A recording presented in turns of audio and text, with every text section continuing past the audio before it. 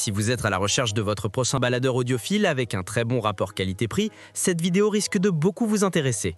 Proposant une qualité sonore nettement supérieure à celle d'un lecteur MP3, d'un baladeur traditionnel ou d'un smartphone, cet appareil ravira les amateurs de musique souhaitant profiter d'un excellent son tout en restant mobile. Pour vous faciliter la tâche dans votre choix, nous avons sélectionné pour vous les 3 meilleurs modèles de cette année, en partant du plus abordable au plus performant, en passant par le meilleur rapport qualité-prix après de longues heures de recherche et de tests rigoureux. Notre comparaison s'est basée sur des critères de sélection essentiels, tels que la capacité de stockage, la technologie de connectivité intégrée sur chaque modèle, la taille de l'écran, les différentes normes supportées par chaque modèle, l'autonomie et enfin, bien évidemment, le prix. Vous trouverez ce tableau comparatif complété en fin de vidéo pour plus de détails. Si l'un d'entre vous intéresse, comme d'habitude, le lien marchand est juste en dessous dans la description. En cliquant sur celui-ci, vous pourrez vérifier son prix ou le commander afin de profiter des meilleures offres qu'on vous a dénichées sur Amazon. En top 3, le baladeur audiophile d'entrée de gamme Surfense F20. Le Surfense F20 adopte un design rétro et analogique très réussi. Il est équipé d'un écran TFT de 2 pouces, d'une molette de navigation centrale et de plusieurs boutons physiques. Cela rappelle en quelque sorte l'esprit des anciens lecteurs audio dédiés. Son châssis en aluminium lui donne une vraie impression de produit haut de gamme, robuste et bien fini. Malgré son format compact, il a un certain poids, ce qui inspire évidemment confiance. On retrouve en bas une sortie casque et une sortie ligne en jack 3,5 mm, un ajout appréciable pour un appareil de cette taille. L'ensemble est simple, élégant et agréable à utiliser au quotidien. Techniquement, le F20 prend en charge la plupart des formats audio, du FALAC jusqu'au DSD, et intègre le Bluetooth 5.2, compatible LDAC et aptX.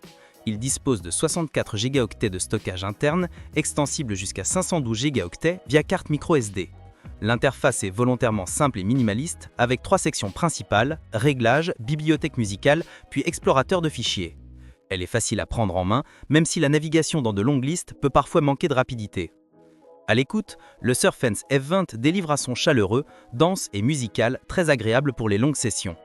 Il alimente bien évidemment sans difficulté la majorité des écouteurs intra-auriculaires et certains casques faciles à driver. Sa signature rappelle celle d'un iPod classique, avec une restitution pleine et dynamique. Face à des concurrents comme le Shandling M0 Pro ou le Snoky Echo Mini, ces derniers offrent un rendu légèrement plus neutre, mais le F20 se distingue par son caractère et sa qualité de fabrication. Nous déplorons toutefois son volume assez faible à l'écoute lors de l'utilisation du Bluetooth. Des hi-fi à prix abordable, sa bonne autonomie de la batterie et son design compact et élégant. Et ses inconvénients, son volume assez faible à l'écoute lors de l'utilisation du Bluetooth. En top 2, le rapport qualité-prix Shandling M3X. Le Shandling M3X tourne sous Android 7.1 animé par un processeur Qualcomm Snapdragon 430 accompagné de 2 Go de mémoire vive. Sur le papier, ce n'est pas impressionnant, mais dans la pratique, l'expérience est fluide. Navigation, streaming, multitâche léger, tout fonctionne sans ralentissement ni blocage notable, ce qui reste rare sur les lecteurs audio Android de cette gamme. Côté amplification, Shandling équipe le M3X de 2 puces ESS Sabre ES9219C. La puissance délivrée est suffisante pour alimenter la majorité des écouteurs intra-auriculaires et des casques faciles à driver. Un mode gain permet d'augmenter la sortie, offrant plus de marge avec des casques un peu plus exigeants. La signature sonore est équilibrée avec une touche de chaleur. Les médians sont bien présents, les basses maîtrisées et les aigus détaillés sans agressivité. Le M3X supporte les formats haute résolution jusqu'au PCM 32 bits 384 kHz, DSD 256 et MQA avec une restitution précise et agréable pour une écoute prolongée. Le lecteur intégré est simple, complet et intuitif. Il propose un égaliseur 10 bandes, le transfert de fichiers sensibles et l'accès au stockage réseau.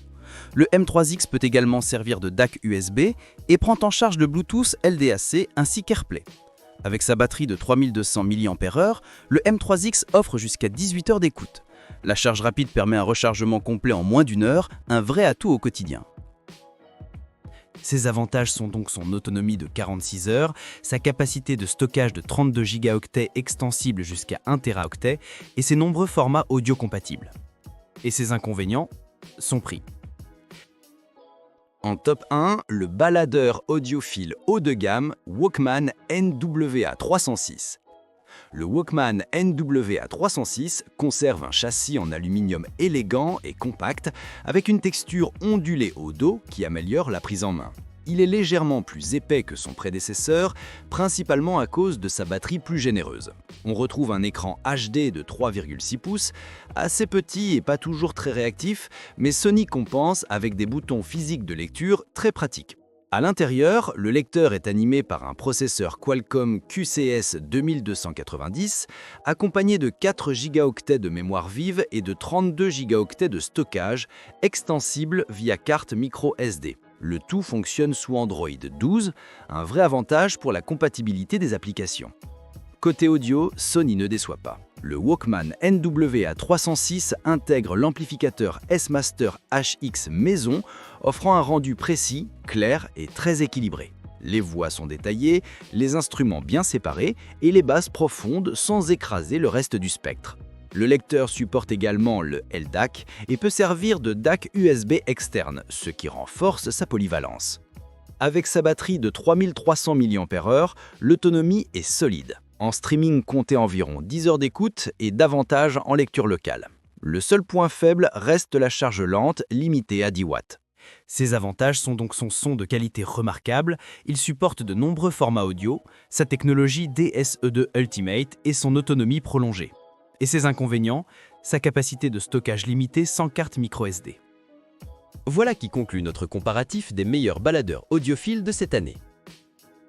Vous avez dans ce tableau comparatif les caractéristiques techniques et les différences majeures entre tous les modèles cités. N'hésitez pas à mettre la vidéo en pause pour le consulter afin de faire votre choix. Les liens et les prix des produits qu'on cite sont dans la description juste en dessous. Nous les mettons à jour régulièrement pour vous permettre d'obtenir à chaque fois les meilleurs prix. Si vous avez aimé la vidéo, abonnez-vous à la chaîne et sonnez la cloche pour ne pas manquer la prochaine vidéo. À bientôt sur Techno24.